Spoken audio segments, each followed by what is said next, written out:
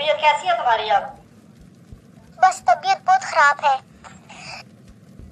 अच्छा, तुम्हारे लिए मैं मेडिसिन लेकर आया हूँ। पप्पू बात सुन ना, किधर हो?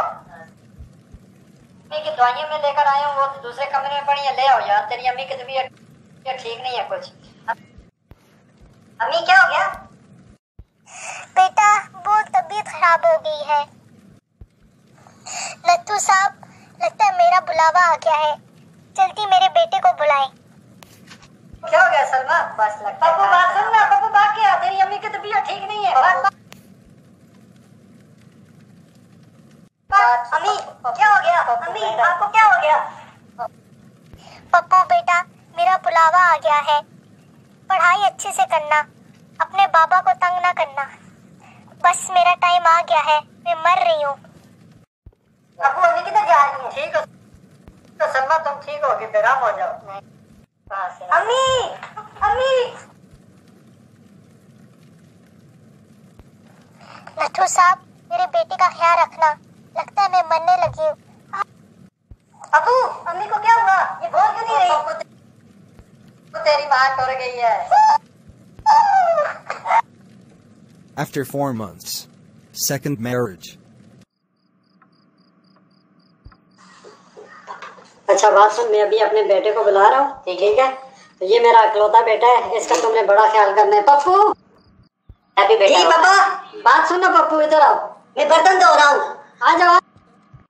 पड़ गया, इधर आओ, तेरे लिए खुशखबरी है। ये तुम्हारी नई माँ है समीना, इसको मैंने ब्याह के लाया हूँ तुम्हारे लिए। ये तुम्हारे लिए खाना भी पकाएगी, तुम्हारा ख्याल भी रखेगी, तुम्हारी अच्छी परवरिश करेगी।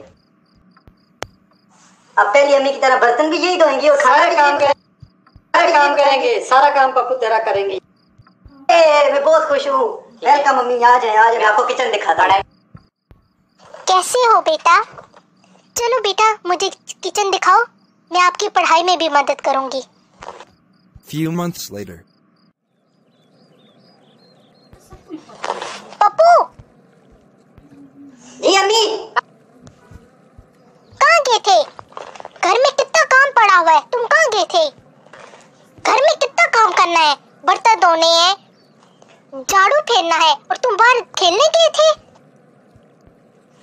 क्या?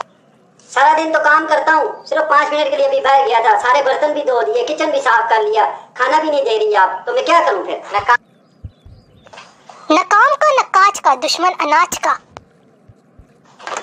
आज के बाद अगर तुम बाहर गए ना तो तुम्हारी टांगे तोड़ दूंगी। क्या हो गया समीना, क्यों चला रही हो पप्पू पे? खैर तो है। मुझसे बात मत करो, अपने बेटे को समझाओ क्या कर रहा है। हाँ पप्पू क्या हो गया समीना, तुम क्यों चला रही थी तेरी माँ? अबू मैं 5 मिनट के लिए बाहर खेलने गया था दोस्तों के साथ, तो अम्मी मारने लग गई। क्यों, किस वजह से मारने लग गई? भूख लगी हुई थी, मैं पड़ोसी के घर खाना खाने गया था। क्यों, तुमने घर क्यों नहीं खाया? पड़ोसी के घर चले गए थे वो। अच्छा पप्पू मुझे एक बात बताओ, तुमने नई और पुरानी अम्मी में क्या फर्क पाया है? अबू नई अम्मी और पुरानी अम्मी में ये फर्क है, जो नई अम्मी है वो झूठ नहीं बोलती, और जो पुरानी अम्मी थी वो बहुत झूठ बोलती थी। ये क्या कह रहे हो पप्पू कि तुम्हारी माँ मर गई और तुम कह रहे हो कि वो झूठी थी? वो झूठी थी। वो ऐसे कि ये सारा दिन मस्तियां करता था, कोई काम भी नहीं करता था, और फिर भी वो मुझे कहती थी मैं तुम्हें खाना नहीं दूंगी, लेकिन फिर भी जब रात होती थी, खाने का टाइम होता था, मुझे अपने गोद में बिठा के खाना अपने हाथों से खिलाती थी। इतनी ज्यादा झूठी थी वो। अच्छा, और नई माँ का तुम किस तरह कह रहे हो कि वो बहुत सच्ची है?